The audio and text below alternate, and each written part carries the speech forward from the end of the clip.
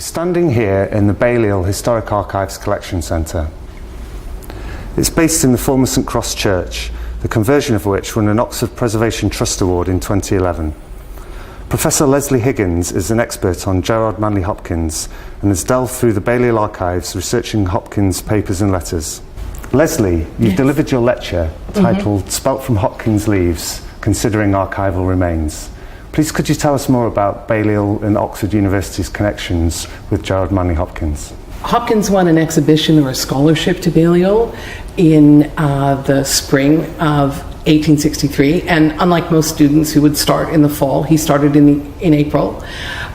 He flourished at Balliol for 4 years. He was tormented. He was self-tormenting. It changed his life on many, many levels, and partly because of the people he worked with, like Benjamin Jowett and T.H. Green. He was tutored by Walter Pater.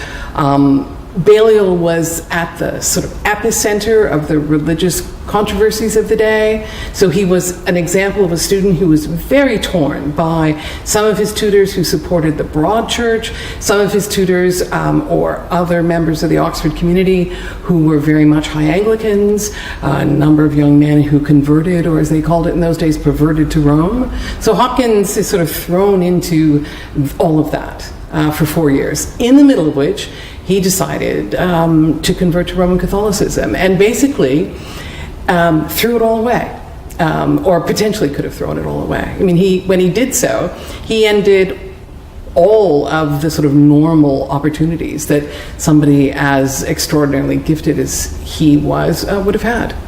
What have you found by delving through the archives at Balliol? I should say that I've had the opportunity to work in Balliol twice.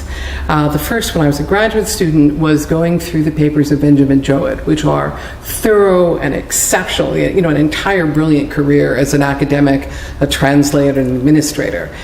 And it was Jowett's papers, which are very meticulously kept and dated, which allowed me to understand Hopkins' papers initially in the first place, all of these multiple undergraduate notebooks. Balliol only has a few items, as I've said, even compared to large holdings, but each one of them tells a story in these networks that I've tried to describe. So one notebook out of 12, it's some of Hopkins' best writing that's still extant. The couple of letters, one's to his brother, so you see Hopkins in what I think of as family writing mode. He has a different voice for each of his correspondence. He's writing to a friend 2 years after he was back in Oxford in the late 1870s as assistant pastor of the new St. Aloysius Church, where his experience was so unsettling for him, because when he was here at Balliol, he's the star of Balliol, the major college. When he comes back, he's some Roman Catholic curate, in the far end of town. So the letter that he writes then, that the archives has, is a very sad one when he says, "I was very unhappy when I was at Oxford." Hopkins is always just this side of melodramatic in his letters. When he writes to Bridges, who was a doctor, he moans about his health. When he writes to a scholar, he's showing how scholarly he is. When he's writing to his Jesuit friends, he's actually demonstrating his sense of humor. When he writes to his father, he's very formal and very precise.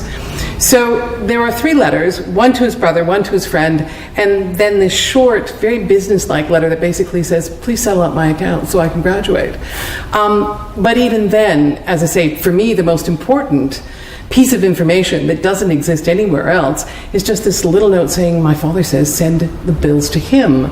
So this huge fissure that was created when he decided to convert, which decimated his parents.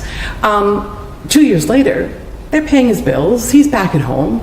So as I say, it's each one of these little items fills in a piece of the puzzle. Is this a collection that's as important as the poems in the Bodleian or all the prose at Campion Hall? No, but without these bits and pieces.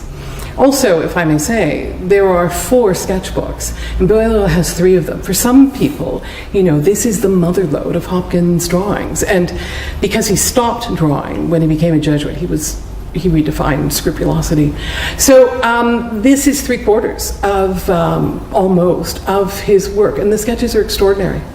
So Balliol is especially fortunate to have the sketchbooks. Professor Lesley Higgins, thank you very much for talking to me with Voices from Oxford. My pleasure. Thank you. Thank you.